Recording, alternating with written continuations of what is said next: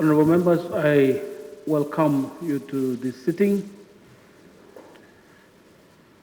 and I wish to formally inform you that the Right Honorable Speaker is out of the country and is receiving treatment.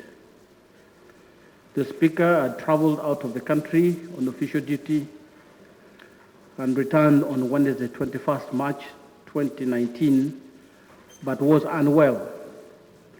She was admitted to Manakasero Hospital, and upon the advice of the doctors there, she was transferred for further management in Aga Khan Hospital in Nairobi. She has registered steady improvement, and I request all of you to pray for her quick recovery.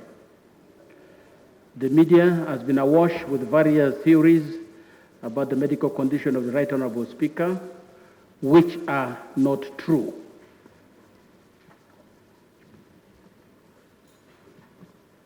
I strongly disagree and actually condemn such irresponsible conduct from the people concerned of this divided and untrue publication of information that is not correct.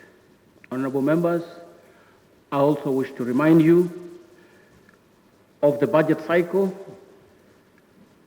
to enable us to handle the budget systematically and complete it according to the Public Finance Management Act and our own rules of procedure.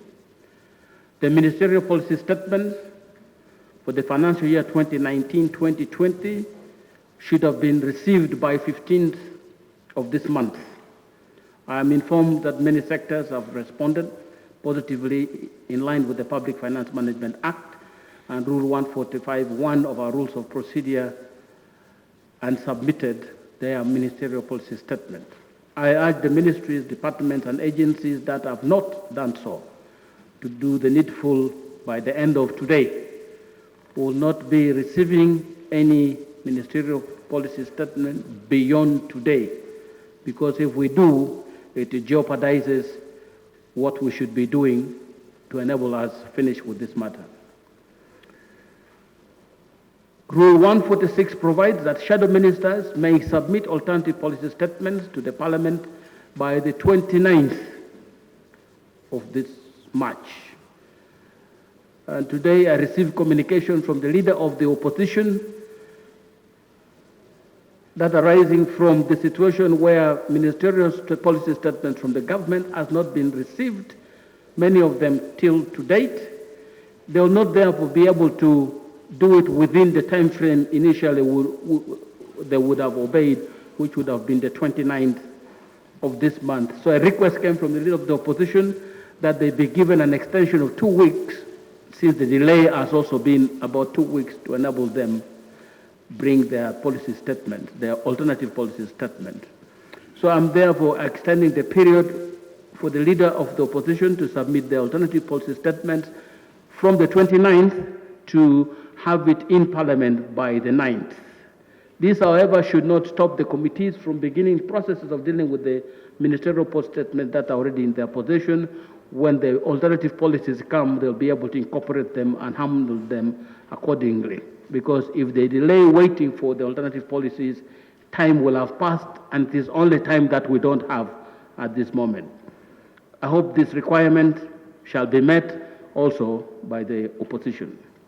Section 1310 of the Public Finance Management Act requires the Minister of Finance, on behalf of the President, to present to Parliament a proposed annual budget of the preceding financial year and all plans necessary for the proposed budget by the 1st of April. And I'm hoping that the Minister is prepared to submit this either before or on 1st of April itself. And our Rule 148(1) provides that the consideration of the ministerial policy statement and the proposed annual budget by each sectoral committee should be completed by the 20th of April. And I'm requesting the opposition, who will be submitting these alternative policies, to take this into account, that the committees, sectoral committees to which these alternative policies will be submitted, must report or complete their work not later than the 20th of April. And you have already requested for 9th of April. So for matters to be considered by the committee, you now know how much time the committee has to look at your policy, alternative policy statement. Rule 148.2 provides that Parliament is expected to consider the sectoral reports and refer the approved recommendations to the Budget Committee for reconciliation, harmonization, and consolidation by the 30th of April. Arising from the above, I urge all the sectoral committees to set aside any other work and process the budget. Other than the 3 select committees which Parliament has recently established, namely the Select Committee on APA, the Select Committee on Land Evictions, and the Select Committee on Compensation of Ugandan Traders in South Sudan, I direct that for the time being, the other committees should halt their activities. This is in view of the lack of committee rooms to hold meetings. By this same, I also extend the same directive to the committee which has written to me, the Committee on Finance. Chairman, your request also falls within the confines of this directive, that all other works be stayed and all bills that are timelines, the timelines accordingly extended to take care of this situation. I request for the cooperation of all chairpersons of standing committees in this regard. So standing committees also hold your work till we finish with this, with the exception of probably the Committee on National Economy, which might have business that is pending, and they could be urgent in consideration of the budgeting time frame. Honorable members, Parliament every year hosts the Health Week. This year's activities are to take place from Tuesday today, 26th, to Friday, 29th March 2019 in the South Parking Wing. This year's theme is Wellness, My Choice. Wellness is my choice. Many activities have been lined up and you are urged to attend and participate.